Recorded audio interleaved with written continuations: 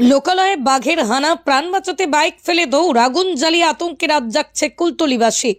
লোকালয়ে বাঘের হানা, এই ঘটনাকে কেন্দ্র করে বুধবার রাতেই দক্ষিণ 24 পরগনার কুলতলির মধ্য গুরগুরিয়া এলাকায় ব্যাপক আতঙ্ক ছড়িয়েছে। ভয়ে বাড়ি থেকে বেরোচ্ছেন না কেউই।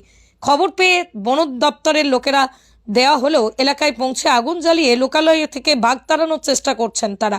তবে রয়্যাল বেঙ্গল টাইগারের ঠিক কোথায় অবস্থান, সেই জায়গাটি এখনো কেউ চিহ্নিত করতে পারেননি। বুধবার রাতেই বাইকে করে বাড়ি ফিরছিলেন কুলতলির মধ্য গুরগুরিয়ার দুই বাসিন্দা। তাঁদের দাবি, শীতের নিশুতি রাতে লোকালয়ে রয়্যাল বেঙ্গল টাইগারকে ঘোরাঘুরি করতে দেখেছেন। তাদের মুখ থেকেই খবর ছড়িয়ে পড়ে গোটা গ্রামে। খবর পৌঁছয় বন দপ্তরে। খবর পাওয়া মাত্রই বন দপ্তরের কর্মীরা তড়িঘড়ি ওই এলাকায় পৌঁছন। আগুন জ্বালিয়ে বাঘ তাড়ানোর চেষ্টা চলছে। বাঘটিকে শেষবার যে জায়গায় দেখা গিয়েছে বলে দাবি করছেন ওই দুই ব্যক্তি, সেই জায়গায় নজরদারি চালানো হচ্ছে। এলাকায় বাঘের আনাগোনার বিষয়ে সতর্কতামূলক প্রচারও শুরু হয়েছে। সুন্দরবন লাগোয়া এলাকায় বাঘ লোকালয়ে ঢুকে পড়া নতুন কিছু নয়।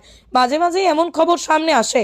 তার ফলে আতঙ্কে দিন কাটান সুন্দরবন লাগোয়া গ্রামের বাসিন্দা। বন দপ্তর সূত্রে জানা গিয়েছে, মূলত খাবারের অভাবেই জঙ্গল ছেড়ে লোকালয়ে চলে আসে বাঘ, যাতে কোনো রকম বিপদ না হয়। সেক্ষেত্রেই অতি তৎপর বন দপ্তরের কর্মীরা। ফেন্সিং এর ব্যবস্থা করা হয়। আবার যাতে আতঙ্কে বন্যপ্রাণ হত্যার মতো পদক্ষেপ কেউ না করেন, তাই সতর্কতামূলক প্রচারের উপরও জোর দেওয়া হয়। নাম আপনার? অনিতা দাস। বাড়ির পাশে তো বাঘ এসছে, হ্যাঁ, কতটা আতঙ্কে আছে? আতঙ্কে তো আছি, ভয় তো লাগবে।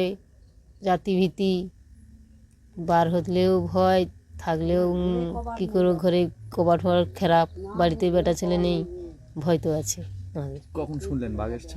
বাঘ এসে 7টার দিকে শুনেছি, কি 7:30। দুজন লোক বাইক নিয়ে যাচ্ছে, হ্যাঁ। ওদেরই সামনে পড়েছে আর কি। ওরা লাফ করে পড়ে গেছে বাঘ, ওরাই চিৎকার করে পড়ে যাচ্ছে, বাঘ পার হয়েছে। বাঘ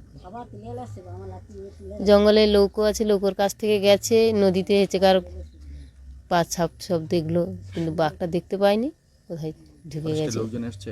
হ্যাঁ, কি বলছে ফরেস্টের লোক, বাঘ আছে? আগে বলছিল তো আছে, তারপরে এখন কি কেউ জানা যায়নি, দেখতে পায়নি বাঘ। কি নাম আপনার? অনিতা দাস।